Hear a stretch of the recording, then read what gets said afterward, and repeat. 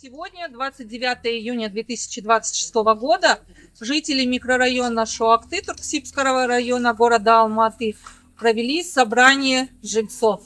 Повесткой дня нашего собрания были обсуждения завтра, 30 июня, корректировки к генеральному плану города Алматы.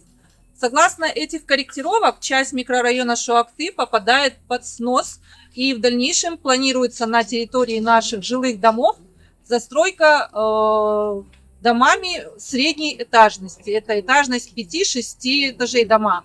С данными корректировками жители микрорайона Шуакты категорически не согласны и считают, что данные корректировки не подлежат в обязательном порядке включению в генеральный план, так как наш микрорайон представляет собой довольно-таки хорошее место для проживания. В нашем микрорайоне проживают семьями, большими домами из поколения в поколение. Причем жилой фонд микрорайона – это хорошие добротные дома, которые имеют довольно-таки высокую рыночную стоимость.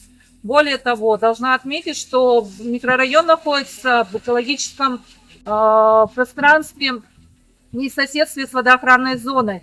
Это река Малая Алматинка, это пруд Пархач, благодаря которым город имеет и водные ресурсы, и имеет флору и фауну. У нас обитают и редкокнижные, краснокнижные животные. Это утки, цапли, совы и так далее, так далее. У нас живут андатры, у нас водится рыба в водоемах. При этом государство не вкладывает в средства в озеленение нашего района. Все это делается только жителями самого микрорайона. При сносе домов пострадает не только микрофлора самого района, но и отразится все это на экологической обстановке самого города. Поэтому мы просим не рассматривать корректировки для уточнения, для внесения в генеральный план по сносу именно микрорайона Шуакты.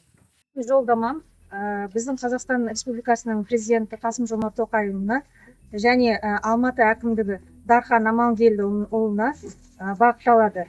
Біздің микрорайон Шуакты мөлтек ауданы осы жақында білдік, ген план бойынша қазір корректировкада жатыр дейді.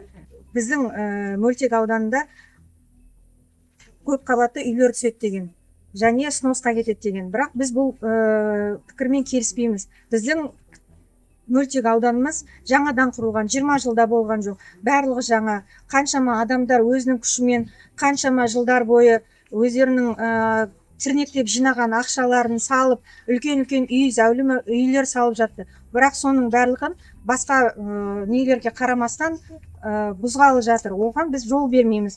Біздің Алматы қаласында көптеген бос жатқан жерлер бар. Сол жерлерді неге қолданбасқа? Өйткені мына 20 жылда біз бұл районды барлық коммуникациясының бәрін өз ақшамызға басынан бастап жасадық. Аяқ жағында үкіметтің қол үшін бергені рас. Бірақ біздің ауданымызда, біздің осы мөлтек ауданымызда екі жағында су өтіп жатыр. Бір жағында Пархач, екінші жағында үлкен Алматы көлі несі өтіп жатыр өзені. Бұл жерде бізде қызыл кітапта енген көптеген құстар бар. Фаунамыз өте үлкен, өте дамыған. Соның барлығын адамдар өз күшімен қарап отыр. Ешқайсысын бүлдіруге ешқандай жол бермей жатыр. Қаншама деген ағаштар салынды. Біздің микрорайон Шуакты өте жасыл. Қаншама барлықтардың үйінде жасыл ағаштар бар, жасыл елкалар бар, болмаса шыршалар барлығы бар. Соның барлығын бұл жерде коммерцияны көздегендікпен жойғалы жатыр. Біз бұнымен келіспейміз. Біз келіспейміз, және бұл жерді біз будем отстаивать.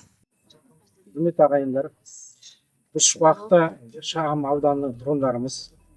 Жақын арада бізге хабар келді, Шуактыны құртамыз деп. Бұл подснос орысша айтқанда. Сол кезде мен айтқан бір сұрағым бар. Под малую застройку, под плот уплотнение. Біздің жер кімге керек болды? Осы жерде 500 метрде Шемякин көшесінің орнында адамдар үйінде жатып, армандап жатыр. Біздің үйді қашан подснос жібереді екен деп осылай.